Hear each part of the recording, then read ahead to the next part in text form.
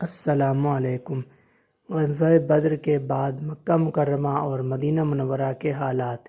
ان حالات کا تفصیلی ذکر سیرت ابن ہشام، تاریخ طبری، واقدی کی کتاب الفتوح اور مختصر طور پر یا یوں کہیے کہ تھوڑا افسانوی طور پر شاہنامہ اسلام میں بھی موجود ہے۔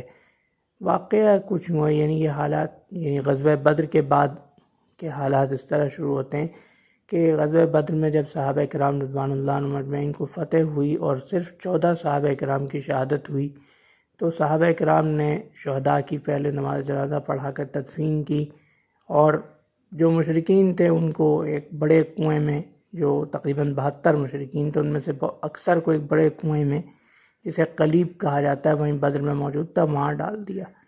اس کے بعد پھر مراجعت شروع ہوئی، واپسی شروع ہوئی، تو حضور صلی اللہ علیہ وآلہ وسلم نے پہلے ہی سیدنا زید بن حارثہ رضی اللہ عنہ کو اپنے خاص ناقہ شریف القصویٰ پر سوار کر کے مدینہ منورہ صحابہ کرام کو خوشخبری دینے کے لیے بھیج دیا کہ الحمدللہ فتح ہو گئی ہے، جنگ بدر میں مسلمان اللہ کے فضل و کرم سے فتح یاب ہوئے۔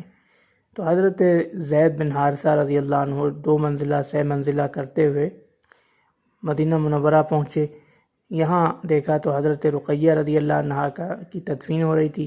اس کے بعد آپ جب پہنچے تو کم سن صحابہ کرام کے صاحبزادے صاحبزادیاں تھیں، وہ آپ کے گرد ناقہ شریف کو دیکھ کر آپ کے گرد جمع ہو گئے اور پوچھنے لگے کہ آپ بدر سے آ رہے ہیں تو کیا فتح ہوئی ہے؟ تو انہوں نے تفصیل بتانا شروع کی، جی ہاں فتح ہوئی ہے الحمدللہ، صرف 14 صحابہ کرام 14 رفقائے نبوت کو شہادت نصیب ہوئی الحمدللہ، 299 غازی سالم و غانم واپس ہو رہے ہیں، اور نبی صلی اللہ علیہ وآلہ وسلم بھی کچھ ہی مدت میں تشریف لاتے ہوں گے۔ اور پھر پورا تفصیل کے ساتھ انہوں نے بتایا۔ صحابہ کرام نے تو اس کو سن کے مسرت کا اظہار فرمایا اور الحمدللہ اور مرحبا کے کلمات خیر سے استقبال کیا۔ یہود اور منافقین بڑے پریشان ہوئے، بلکہ یہود تو جل بھن گئے کہ ہم نے تو سمجھا تھا کہ یہ تو صرف 313 ہیں، ادھر 1000 کا لشکر ہے، تو ان کا فتح یاب ہونا تو ناممکن ہے، یہ تو زندہ واپس آ رہے۔ تو بہرحال منافقین نے باتیں منانا شروع کی کہ اگر فتح ہوئی ہوتی تو یہ نبی صلی اللہ علیہ وآلہ وسلم کا ناقہ ہے، اس پر زید کیوں کراتے۔ تو بہرحال یہ تھا مدینہ منورہ میں بدر کی فتح کی خبر کا اثر۔ اب آئیے ذرا مکہ مکرمہ میں مشرکین کی جو قوم تھی، مشرکین جو مکہ مکرمہ میں تھے اور جنگ بدر میں نہیں گئے تھے، ان پر اس کے خبر کے تاثرات کیا تھے، اس کا آپ کو بتاتے ہیں۔ غزوہ بدر میں کفار کی شکست کے بعد وہاں کے جو لوگ بچ گئے تھے، لشکر کے جو لوگ بچ گئے تھے، وہ واپس آنا شروع ہوئے، مکہ آنا شروع ہوئے۔ ان میں حیثمان خزاعی نام کا ایک شخص پہلے پہنچا، بہت بری حالت میں تھا، بہت خراب حالت میں تھا۔ تو وہ مشرکین جو یہ انتظار میں تھے کہ ہمارا لشکر سالم و غانم واپس آتا ہوگا، انہوں نے دیکھا، انہوں نے پہلے تو پہچانا ہی نہیں کہ یہ کون ہے۔ بعد میں کچھ لوگوں نے پہچانا تو اس کو بلایا، بٹھایا، پوچھا کہ بھائی کیا معاملہ ہے۔ وہ ایک رٹ لگائے، اس نے پہلے کہا کہ مجھے پہلے پانی پلاؤ۔ پانی پی کے ذرا تازہ دم ہوا تو پھر اس نے کہا کہ ارے میدان کا کیا پوچھتے ہو، سب مارے گئے، سب ختم ہو گئے۔ تو وہ سمجھے کہ یہ صحابہ کرام کے بارے میں بات کر رہا ہے۔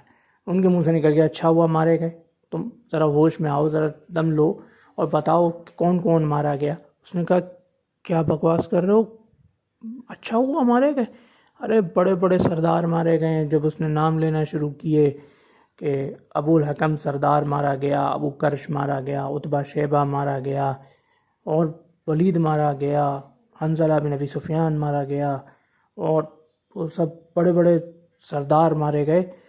جب یہ نام لیے تو سب پریشان ہو گئے کہ یہ تو کہ وہیں بیٹھے تھے صفوان بن امیہ۔ انہوں نے کہا کہ نہیں یہ بیوقوف ہے، پاگل ہو گیا ہے، یہ اس کو دماغ خراب ہو گیا ہے، اس نے ان لوگوں کا نام لیا ہے جو ایک 10 20 20 پر بھاری تھے۔ اچھا ان سے ان صاحب سے یہ تو پوچھو کہ میرے بارے میں کیا کہتے ہیں، مجھے پہچانتے ہیں یا ایسے ہی ہانک دیں گے؟ تو کسی نے پوچھا اچھا یہ بتاؤ صفوان کو کہاں دیکھا؟ صفوان بھاگا ہے یا صفوان مارے گئے؟ کیا ہوا صفوان کا؟ کہنے لگے صفوان تو میرے سامنے یہ بیٹھے ہیں، ہاں میں نے صفوان کے والد امیہ اور بھائی علی کو میدان میں قتل ہوتے دیکھا ہے۔ جب یہ بات اس نے یہ کہی کہ بھئی صفوان تو یہ بیٹھے ہیں اور صفوان کے والد اور بھائی میدان میں قتل ہوئے، تب پتہ چلا کہ یہ تو سچ کہہ رہے ہیں، اور ہمارے تو اتنے بڑے 72 سردار روایات میں آتا ہے، 70 یا 72 قریشی سردار بدر میں مارے گئے تھے۔ تو یہ تھا غزوہ بدر کی فتح کے بعد مدینہ کا اور شکست کے بعد مکہ کے کفار کا کے تاثرات کا ایک مختصر جائزہ۔ اللہ حافظ۔ انشاءاللہ اگلی ویڈیو میں ہم ایسے ہی ایک تاریخی واقعے کے ساتھ حاضر ہوں گے۔ اللہ حافظ۔